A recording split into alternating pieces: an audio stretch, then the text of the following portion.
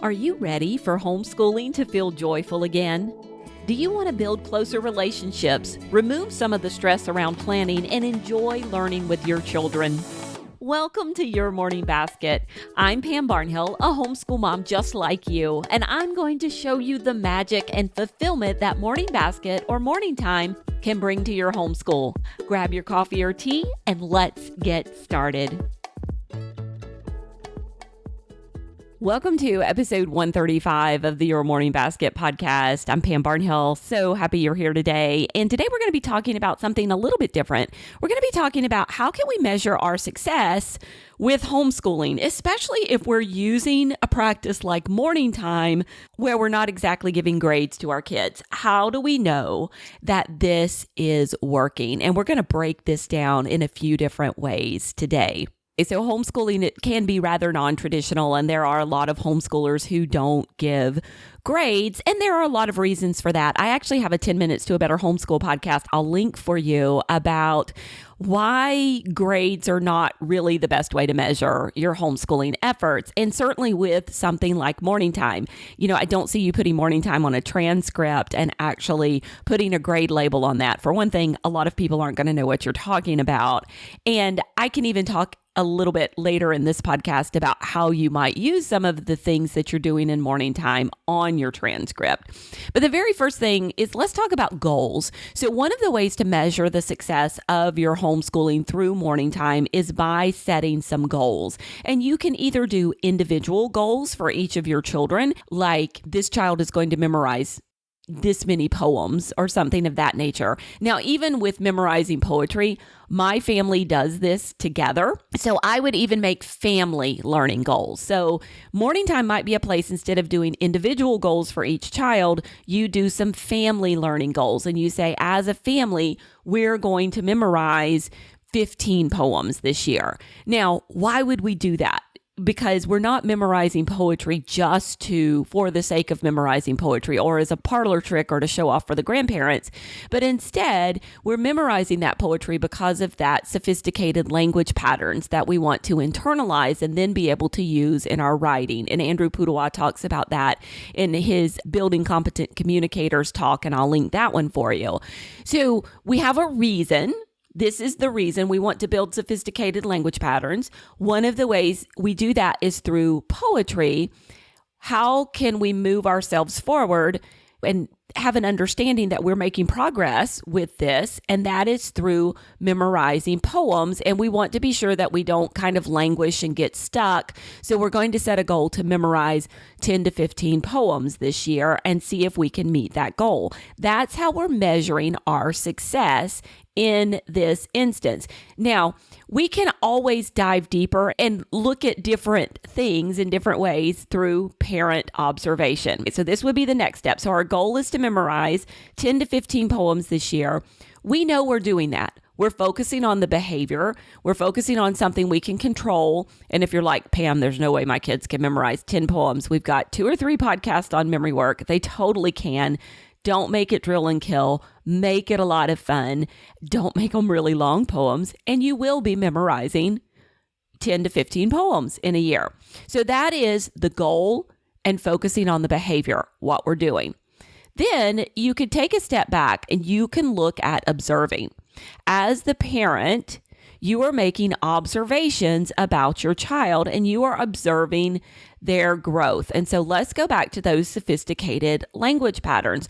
Are you noticing that your child is using some of those language patterns in their writing? Can you take a piece of writing from the beginning of the year and a piece of their current writing and look and see a difference in how they're expressing themselves through words? Have you noticed a difference in their vocabulary and the way they're talking to you? So those are 2 questions that you might ask yourself and just jot down in a journal. Are you observing that? Now, I don't get hyper vigilant about this. I don't stress about this all the time. Have they used 5 new words this week? Or do I notice a difference in the patterns of their writing? This is really something that happens over time. And, I've noticed with my kids before, it's like, wow, where did that vocabulary come from? Like, this is a kid who does not like to read, and they come up with some of the most amazing word usages. And I'm like, where did that kid get that word? And it's from the poetry. It's from the poetry that I've made him memorize, that he's not always happy about memorizing.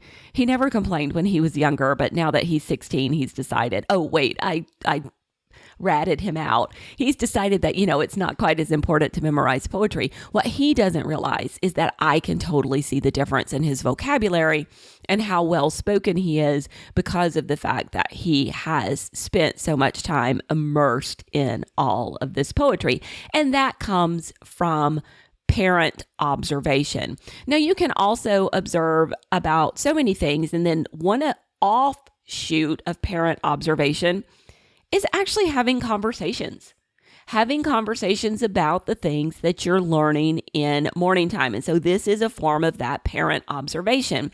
So as you're reading a book to your child, the first thing you can do is have them narrate to you, but you can then also have a conversation about what you've read. That is not the same as narration. We have a great podcast with Sonia Schaefer on what narration is, but discussion or conversation is a different thing. Conversation's easy to have, and I find that a lot of times kids want to talk about things. They want to talk about these big, meaty subjects. So over the past few months, my kids and I have been studying World War II. We're reading Lois Lowry's Number of the Stars and talking about some of the things that are going on in that book. And then we're also reading the book Bomb, which was about the Manhattan Project, and talking about some of the things in that book. And so just by having these interesting conversations, even conversations that are surface level about, oh, I wonder why he did that and what happened next, and those kinds of things. But then also deeper conversations like, oh, what was the motivation for spying? Why do you think he did that? How do you feel about that? Then I know from those conversations that they are engaged with the reading material. They're interested in what's going on. And through the answers that they're giving me and the questions that they're raising, because this is not just me questioning them, but also like having a real legit conversation and them questioning as well, I know that they have a deep understanding of the material in that book and they are engaging with it. So that is a wonderful way. Never underestimate the power of conversation in assessing whether or not your child is learning material and developing as a whole human being. So the next thing you could do is look for ways to apply what you're doing in the real world. Now, some of this might be conversations that they have with other people. Can they engage with somebody else and have a conversation about what you've been learning about? So that's not a conversation that you're having to assess their learning directly, but you're observing this to see if out in the real world, they can talk intelligently about some of the things that you've been studying in your morning time.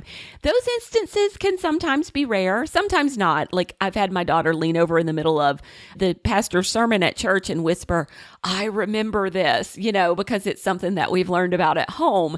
And so, these situations do come up. Now, when we do things like read Life of Fred in our morning time or study a sentence a day in our morning time, those are definite situations where I can see the real world application of our learning. I can see that they've taken the concept that we've read about in Life of Fred and that they're then able to apply it to a situation somewhere else. Or the same with the grammar. They've taken a concept that we've talked about in our grammar with our sentence a day, and they're able then to use that grammar concept in the real world and in their writing. So it's always, I think, a little easier with those skill-based subjects. Are you tired of having to come up with morning time resources by yourself? Are you spending too much time Googling and on Pinterest to find poetry, art, and music to incorporate in your homeschool day? There is an easier way. Introducing Your Morning Basket Plus, the done-for-you solution for moms who want to start their homeschool days with delight. Included in your membership is access to over 50 sets of morning time plans, plus all the new ones we release, live events, a community of like-minded homeschoolers, and so much more. Join us at pambarnhill.com or the link in the show notes and start creating a morning time you love today. So far we've talked about goals, either individual goals or family goals. We've talked about observation. We've talked about discussion. And then we've talked about a real world application. So the next thing I want to talk about is self-assessment. Can you encourage your child to reflect on their own learning experiences? Can they point out what they've learned, places where they might want to learn more, and any goals that they have for the future? And so part of this comes in the planning process, and then part of this comes just at, wrapping up at the end of the year. So can you talk to them?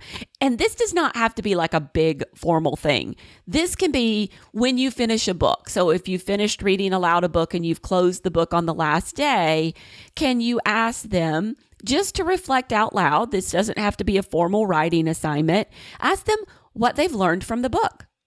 Did it spark their curiosity to learn anything else? And the same thing goes for something skill-based like a Life of Fred or grammar sentences or even learning a foreign language.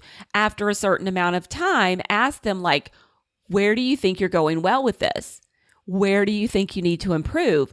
Do we need to get some other resources to help you understand better? And this kind of self-assessment that kids do through practice, they're not going to be great at it to begin with, just like we're not necessarily going to be great at writing individualized learning goals or, keeping track of all of our observations to begin with. They're not going to be great at it to begin with, but over time they get better at it the more they practice. And this self-assessment skill is a skill that they can take well into their life. I mean, it is always something that you can use to reflect on your learning experiences, think about what you've learned, what you need to improve on, and then set yourself some goals for the future. As human beings, as learning human beings, as lifelong learners, this is something that we really should be doing quite often for ourselves. It is a skill set. It is something that we're going to want to teach our children to do. And so by having these informal conversations in our morning time about things that they've learned and what they want to improve and maybe what else they want to learn about next, you're modeling for them and teaching for them the process of this self-assessment that they can use later. So don't forget that self-assessment is a very important part of what you can do to assess how your kids are doing in morning time. And it's their self-assessment. But there's also a bit of your self-assessment, like your self-assessment as the leader of their morning time as well. So just doing an assessment of your morning time periodically, maybe every 3 months, and follow that same process. What learning experiences have you had in your morning time? What have you taught the children? What have you presented to them? What have you learned with them? Identify those things. Think about areas where maybe your morning time is going a little bit off the rails and needs to improve a little bit. Or, think about the observations you've made. Are there some subjects that your kids would really enjoy adding to morning time? And then create a few goals for the next 3 months of your morning time. So this totally works for your self-assessment of your morning time as a whole. And that is another way that you can assess what learning is going on and happening in your homeschool. Finally, I said I would talk about what are some of the ways that you can use the things that you do in morning time in a more traditional assessment model. And that would be like issuing a transcript to a high schooler. So one of the things that we do in morning time is we spend about now it's about 10 minutes. It used to be about 15 minutes, but we spend about 10 minutes a day working on our poetry memory work. And I spoke earlier about why that we felt that's important. This is part of their language arts. And so one of the things that I do is add up an estimate of the number of minutes that we have spent on our poetry memory work over the course of the year. And that time estimate counts towards their English language arts credit for the school year. And so that is part of their grade. Now, they're always getting an A for this part of their grade because they're always mastering the material. I find it is virtually impossible we've found one or two pieces of memory work where we've struggled, but it's virtually impossible for us to say the same piece over and over and over again every single day and not master the material. And I don't, pin my kids down with the stare and force them to perform and say the poem by themselves, but I can hear them all saying the poem, and I know that they are able to do it and they've mastered the material. So they get an A for that portion. And that, if you're doing 10 minutes a day, 5 days a week, you've got about 50 minutes a week of poetry, and it adds up over the course of the year. And then you have so many hours to put towards their 160-hour language arts credit. The same thing goes with reading aloud. So if you are reading aloud some literature books with your high schoolers, if you're reading aloud some history books with your high schoolers, the way you count this in a more traditional assessment model is you add the number of minutes together and you count that towards the hours for their credit. Now, let's say you've already done that for the year. You've already read a book aloud and you forgot to add up the number of minutes that you were reading.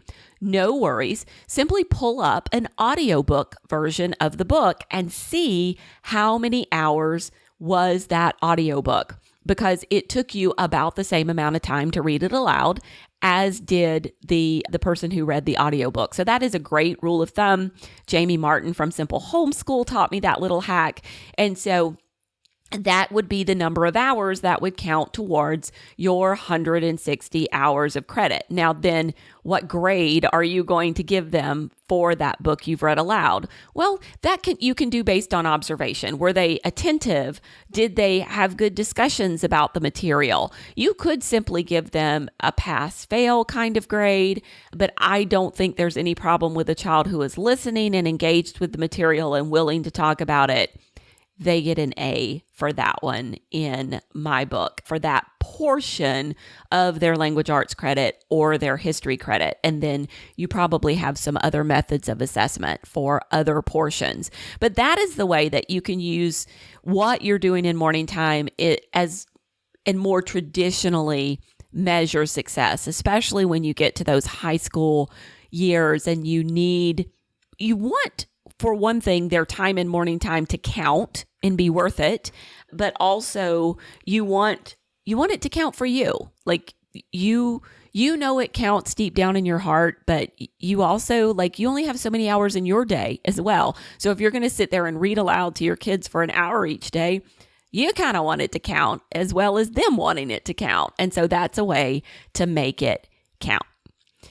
I think as more and more people begin to lean into the idea of a homeschool lifestyle, more and more people are going to realize that grades and traditional methods of assessment are not the only way to make sure that your kids are learning. And I really believe that these non-traditional methods of assessment that we would use not only in our morning time, but also all throughout the day are great ways to be sure that your kids are learning, and in some ways far superior to taking a test, especially a multiple choice test, because that really just becomes a logic game as opposed to a true measure of learning, and really leaning into and knowing whether or not your kids are learning the material. I actually think these methods are superior to some of the traditional methods that they have to use in a K through 12 classroom or a college classroom because they have a large number of children that they're trying to assess all at once,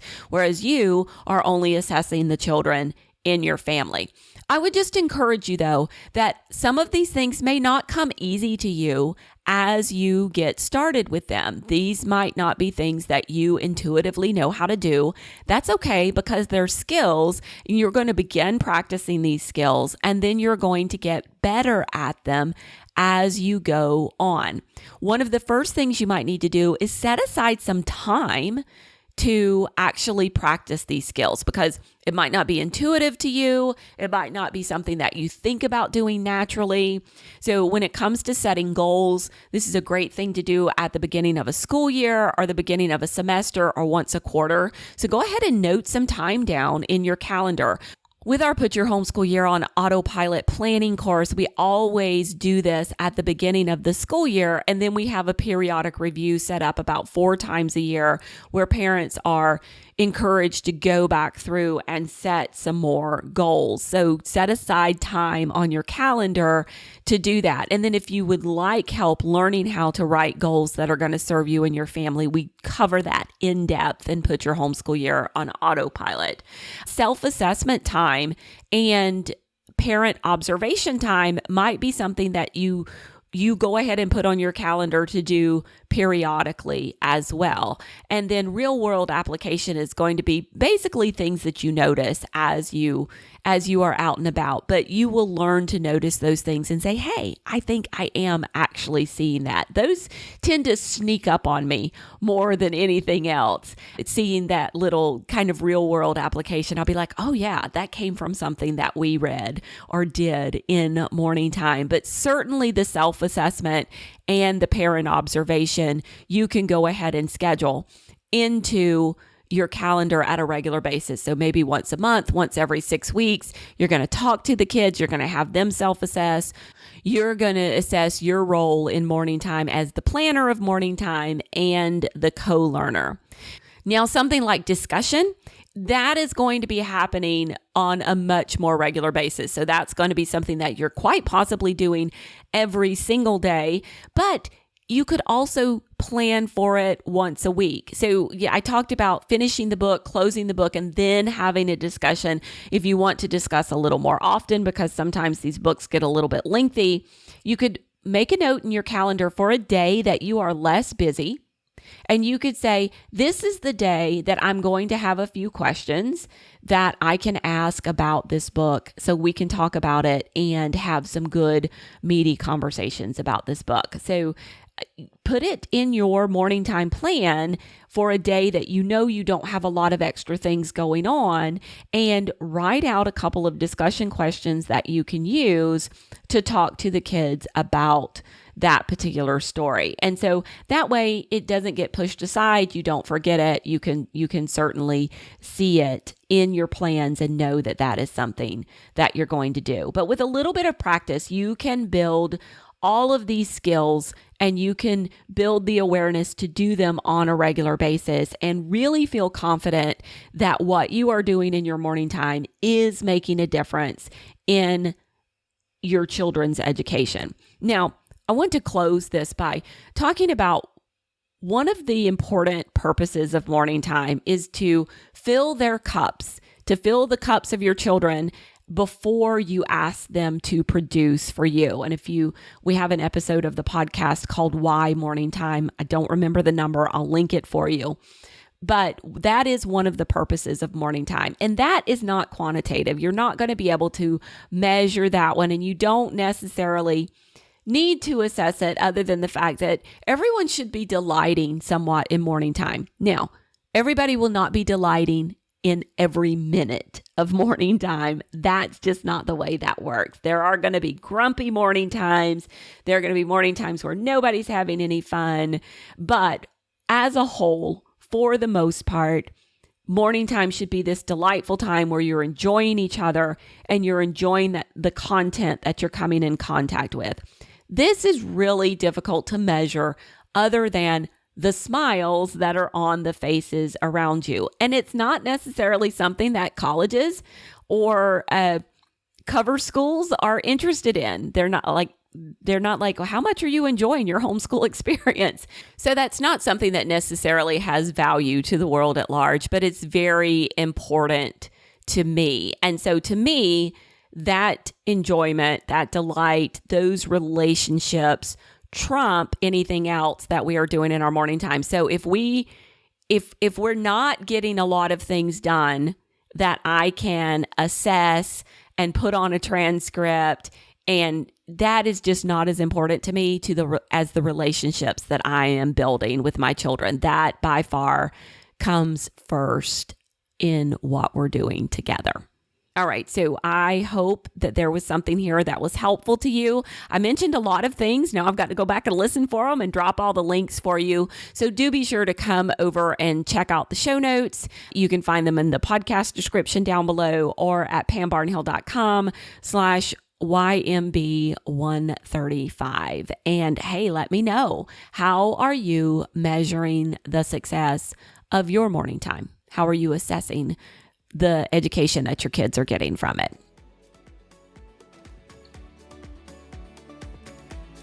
Thanks so much for listening to Your Morning Basket. If you are ready to spend less time planning and more time engaged in learning with your children, join Your Morning Basket Plus, a monthly membership with everything you need to start a morning time practice in your homeschool.